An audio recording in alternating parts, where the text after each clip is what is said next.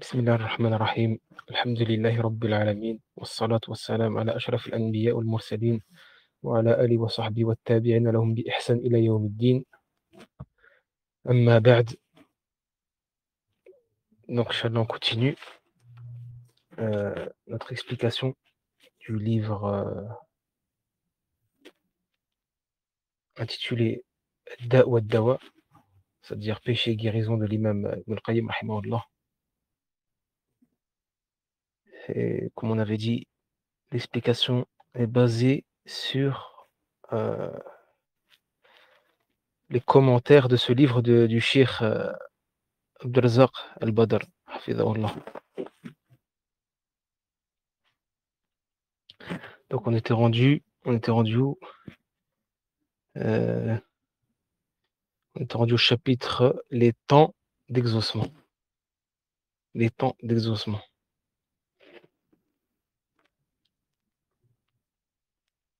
Donc l'auteur dit les temps d'exaucement. Si on joint à l'invocation la concentration et l'orientation totale du cœur vers l'objectif, et que cela correspond à un des 6 temps que sont le dernier tiers de la nuit, au moment de l'appel à la prière, entre le adhan et le iqama, après les prières obligatoires, au moment où l'imam monte sur la chaire le vendredi jusqu'à ce que la prière soit accomplie, et la dernière heure après la prière du Asr, alors si à ces moments le cœur est empli de recueillement et qu'on se met complètement entre les mains du Seigneur, avec humilité, imploration, aménité, en orientant son cœur vers Allah, en étant en état de pureté rituelle, en levant les mains vers Allah et en débutant par des louanges et éloges adressés à Allah, puis qu'on fait suivre cela de demandes d'éloges sur Mohammed, son serviteur et messager, sallallahu alayhi wa sallam, puis qu'on s'introduit auprès d'Allah, Jalla wa ala,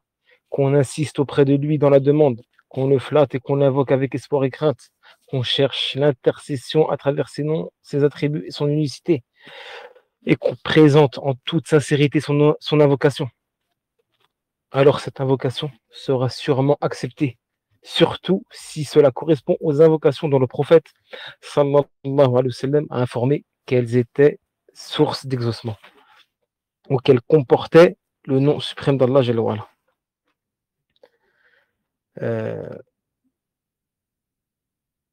Donc dans ce chapitre, donc là on vient de lire le chapitre de ce qu'a dit l'auteur dans ce chapitre intitulé les temps d'exaucement. Donc ce chapitre est d'une grande importance et d'un grand profit. Ibn al-Qayyim ici, à travers ce chapitre-là, il l'a mentionné afin d'exposer les conditions des invocations et les comportements qu'il convient d'adopter lorsqu'on invoque. Et pour montrer aussi que les invocations ne peuvent porter ses fruits que si elles sont accompagnées de leurs conditions et leur bienséance ou leur comportement. Comme par exemple Allah où il dit dans le Coran, il dit ولا تفسدوا في الأرض بعد إصلاحها وادعوه خوفا وطمعا إن رحمة الله قريب من المحسنين. Il dit et ne semez pas la corruption sur la terre après qu'elle ait été réformée et invoquez-le avec crainte et espoir car la miséricorde d'Allah est proche des bienfaisants. Il dit par exemple, il dit ici et invoquez-le avec crainte et espoir. Donc là ce verset il fait partie des versets qui regroupent certaines conditions et comportements adoptés durant l'invocation. Là, il dit avec crainte, parmi les comportements adoptés, tu invoques Allah Jalla wa ala avec crainte et espoir. Donc si celui qui invoque,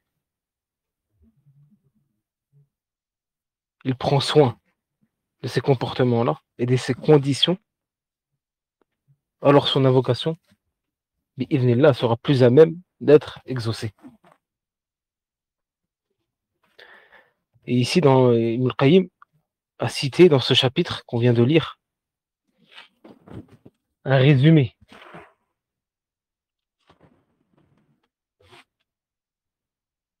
Non, mais il a expliqué un résumé de cela en regroupant les conditions comportement qu'on a lues. Il a regroupé les plus importantes, les conditions de l'invocation les plus importantes, les comportements. Donc là, euh, il dit, si on joint à l'invocation la concentration et l'orientation totale du cœur vers l'objectif. Donc là, qu'est-ce que la concentration du cœur dans les invocations? À quoi ça consiste?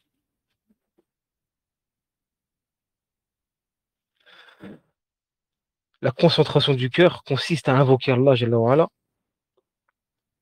avec un cœur présent, avec un cœur présent et attentif, et non avec un cœur distrait. Parfois, la personne, elle invoque son Seigneur, élève même ses mains vers le ciel en invoquant, mais son cœur est ailleurs. Il n'a pas le cœur concentré et attentif.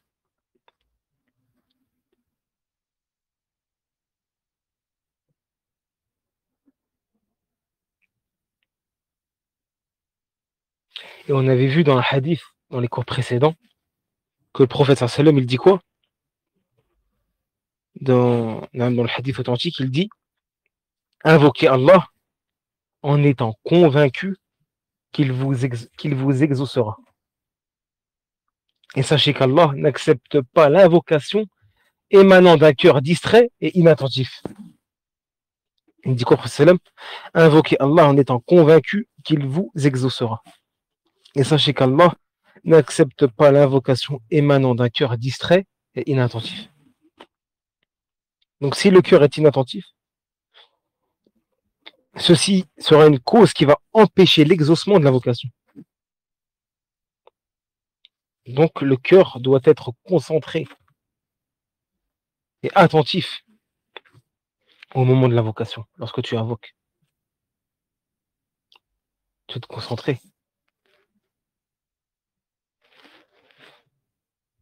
et non distrait ou penser à autre chose. Toi, tu fais des invocations, mais tu penses à autre chose. Donc ça va causer l'empêchement de l'exaucement. Ça va causer le non-exaucement de l'invocation. Le fait d'être distrait pendant l'invocation et non concentré et attentif.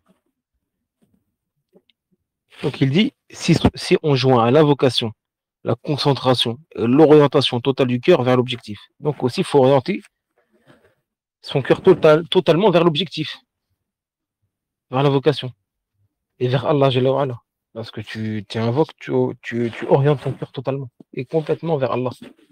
Et tu ne penses pas à autre chose. Pour que euh, ton invocation soit plus à même d'être exaucée et soit source d'exaucement. Donc on continue, il dit, donc si on joint à l'invocation la concentration et l'orientation totale du cœur vers l'objectif, et que cela correspond à un des 6 temps, et que cela correspond, l'invocation, à un des 6 temps.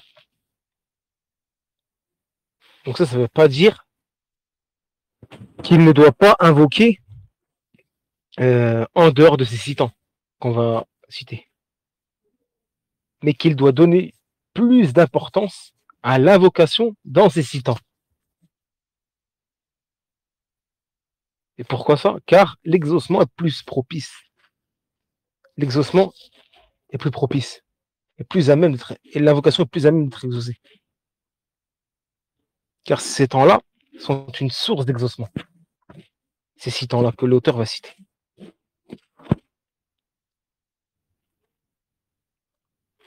Donc l'auteur, il commence par citer le premier temps, qui est une source d'exaucement. Il dit le dernier tiers de la nuit. Le dernier tiers de la nuit.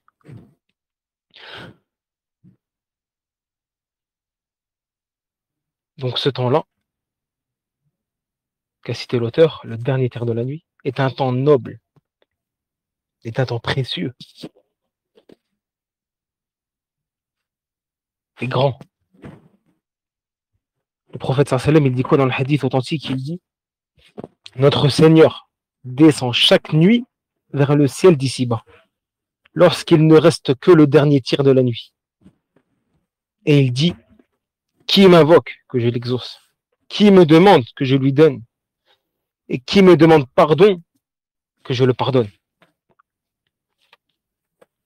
Le prophète sallam dit quoi dans le hadith authentique? Il dit notre Seigneur descend chaque nuit vers le ciel d'ici-bas, lorsqu'il ne reste que le dernier tiers de la nuit. Il dit qui m'invoque, que je l'exauce. Qui me demande, que je lui donne.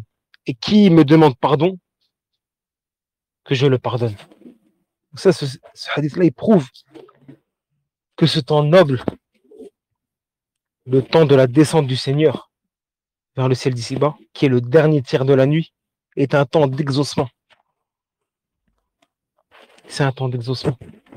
À ce moment-là, Allah, le digne de louange, il dit quoi? Il descend au dernier ciel et il dit qui m'invoque, que je l'exauce. Qui me demande, que je lui donne. Et qui me demande pardon, que je le pardonne. Donc ça, c'est un temps d'exaucement. Celui qui invoque à ce moment-là, dans le dernier tiers de la nuit, son invocation sera exaucée. Et celui qui demande, il lui sera donné. Et celui qui demande le pardon, il lui sera pardonné. Ça, c'est la promesse d'Allah dans le hadith.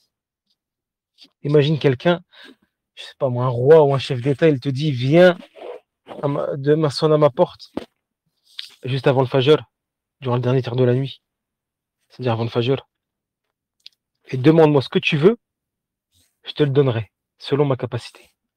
Wallah, tu vas aller direct. Tu vas même aller avant le rendez-vous. Si tu as donné rendez-vous à 4 heures, admettons que le Fajr il est à 5 heures, à 4 heures ou 4h30, tu vas être là à 2h30 ou 2 heures. Directement. Tu vas même pas dormir. Ou tu vas dormir, mais tu vas mettre au moins 10 réveils pour pas rater le rendez-vous. Pourquoi? Parce que tel roi ou tel chef d'État ou tel millionnaire ou milliardaire, il t'a promis de te donner tout ce que tu veux. Tout ce que tu vas lui demander, il te donnera selon sa capacité. Là, c'est le Seigneur des mondes qui te dit ça. Le Seigneur des mondes. Celui qui a créé les cieux et la terre et les gens et tout ce qui est à l'intérieur. Celui qui détient la richesse absolue et la subsistance absolue qui ne se finit pas. Il te promet ça. Chaque nuit, il descend. Le dernier tiers de la nuit, il te dit ça. Il te dit quoi? Qui m'invoque, que je l'exauce. Qui me demande, que je lui donne. Et qui me demande pardon, que je le pardonne. Chaque nuit. Et tu restes chez toi en plus. Tu n'as même pas besoin de sortir. Tu n'as même pas besoin de sortir.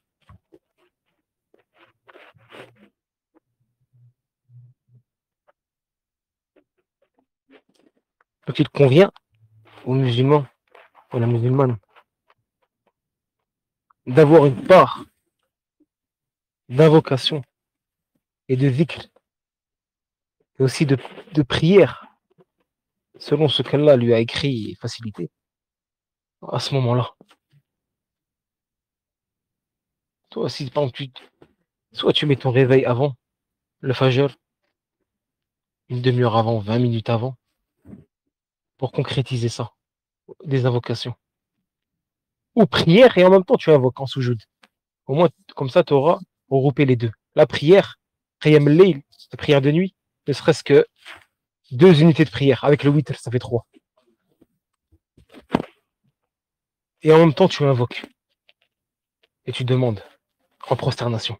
Tu auras regroupé les deux, la prière et l'invocation, dans ce temps béni, le tiers de la nuit. Wallah, il nous a promis de nous exaucer et de nous donner tout ce qu'on demande et de nous pardonner si on lui demande pardon. Et si tu dors pas jusqu'au Fajr, ne te prive pas. Au lieu de rester sur ton téléphone, ou regarder je ne sais quoi, ou parler, ou discuter, laisse un petit temps.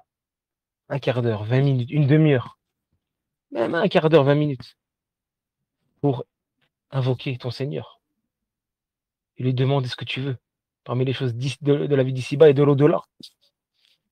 car il t'a promis à ce moment-là qu'il t'exaucera, il te donnera. Et pour faire tauba, et te repentir, et demander le pardon d'Allah, car il t'a promis qu'il te demande, que si tu demandes pardon, il te pardonnera à ce moment-là. Laisse un quart d'heure, 10 minutes pour cela.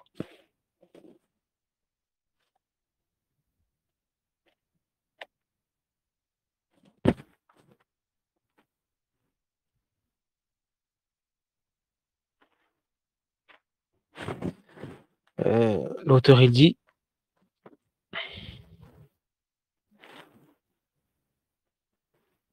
donc il dit, le dernier tiers de la nuit, donc parmi les 6 temps dont l'invocation est exaucée, le dernier tiers de la nuit, donc on l'a expliqué, puis au moment de l'appel à la prière, au moment du adhan, il dit au moment de l'appel à la prière, au moment du adhan. Donc, lorsque le mu'adhin, celui qui fait l'appel à la prière, fait le adhan, déjà, d'abord, la sunna est que tu répètes ce que dit le mu'adhin, celui qui fait l'adhan. Tu répètes ce qu'il dit. Car dans cela, il y a une énorme récompense. Comme il a été rapporté dans le hadith, le prophète sallallahu alayhi wa sallam, il dit, lorsque le mu'adhin, lorsque celui qui fait l'adhan dit Allahu Akbar, Allahu Akbar, l'un d'entre vous dit, répète après lui, Allahu Akbar, Allahu Akbar. Et lorsqu'il dit Allahu Akbar une deuxième fois, il dit Allahu Akbar, Allahu Akbar. Il répète en disant Allahu Akbar, Allahu Akbar.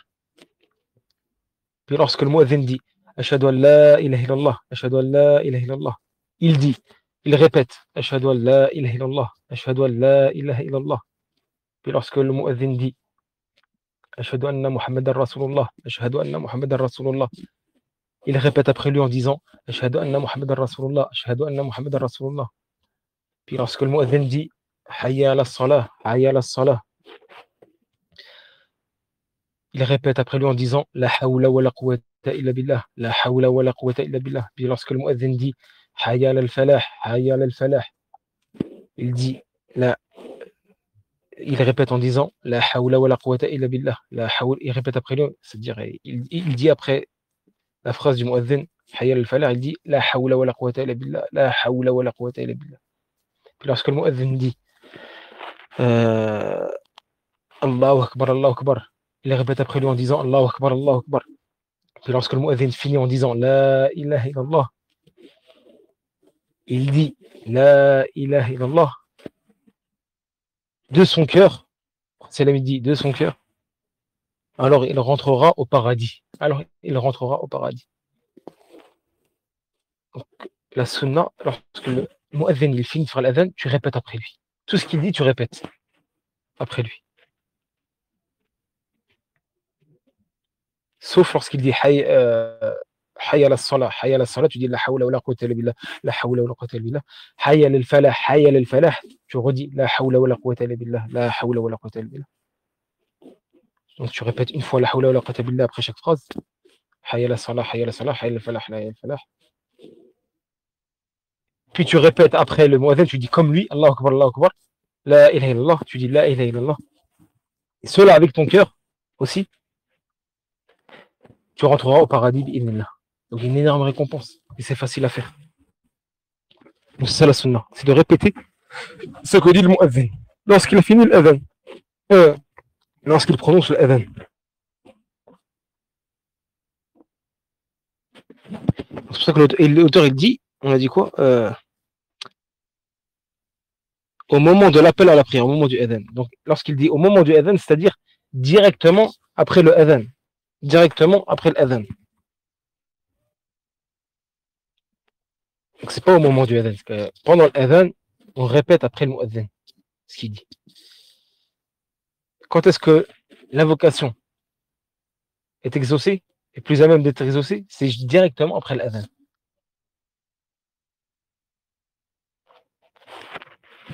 Il est recommandé, lorsque le muezzin il a fini l'adhan, avant de faire des invocations, c'est de faire de prier sur le prophète sallallahu alayhi wa sallam.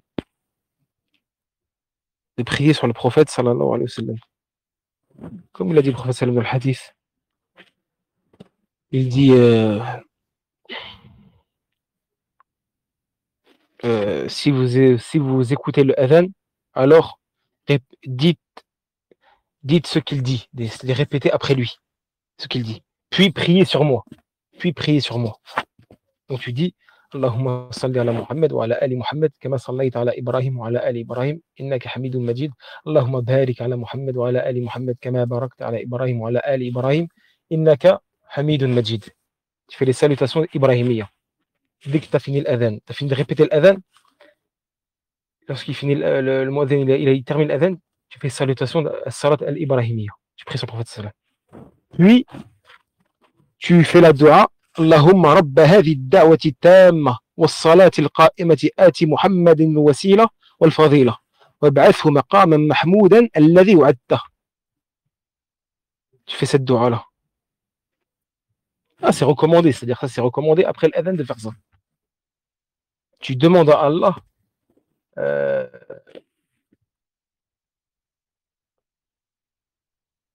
d'octroyer au prophète sallam al-wasila,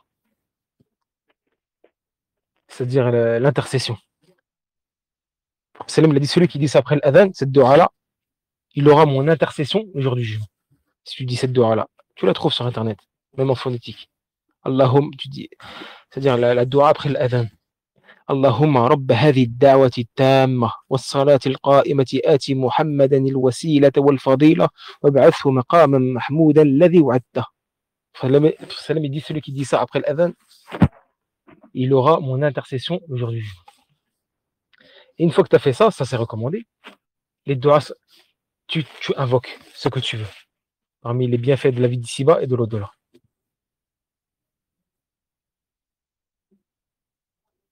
Car l'invocation directement après l'adhan est exaucée. Et la preuve, et il y a une preuve aussi qui prouve cela, c'est le hadith où un homme vint voir le prophète sallam, il dit Ya Rasulallah, au messager d'Allah, ceux qui font l'adhan nous ont dépassés, ils sont meilleurs que nous ont dépassés dans la récompense. Parce que cet homme-là, il savait qu'il y a une grande récompense dans le fait de faire l'adhan, parce qu'il y a des hadiths qui prouvent, qui montrent l'énorme récompense de celui qui fait le adhan. Il y a plusieurs hadiths qui montrent l'énorme récompense de faire l'adhan. Donc l'homme, il savait ces hadiths-là. Il est parti voir le prophète sallam, il lui dit, au messager d'Allah, ceux qui font l'adhan nous ont dépassés dans la récompense. Donc le prophète sallam, il lui dit quoi? Il lui dit, lorsque le muadhin fait le adhan, répète après lui ce qu'il dit. Puis demande, et il te sera accordé. C'est-à-dire, puis invoque ton Seigneur. C'est-à-dire, une fois que le muadhin a fini son adhan, invoque, et il te sera exaucé. Donc ça prouve que l'invocation directement après l'adhan est exaucée. Le troisième temps, donc, le troisième temps dont l'invocation est plus à même d'être exaucée, l'auteur il dit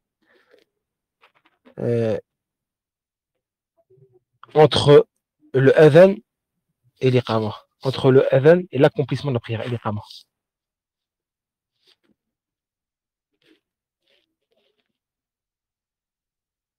Donc entre le adhan et l'iqama, c'est un troisième temps. L'invocation elle est exaucée. C'est-à-dire c'est la continuité. C'est après l'adhan. On a dit que directement après l'adhan, les invocations sont exaucées. Et la continuité. Et le temps qu'il y a entre l'adhan jusqu'à l'iqama, jusqu'à l'appel à la prière,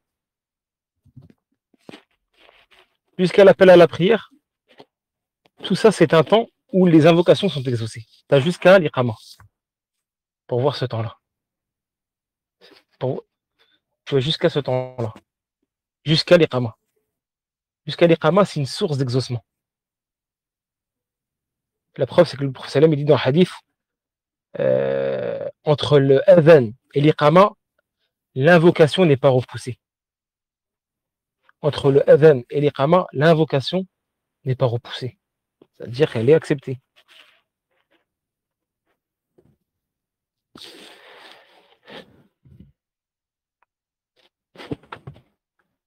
Donc, Inch'Allah, on va s'arrêter là pour aujourd'hui et on continuera au prochain cours, là pour pas être trop long.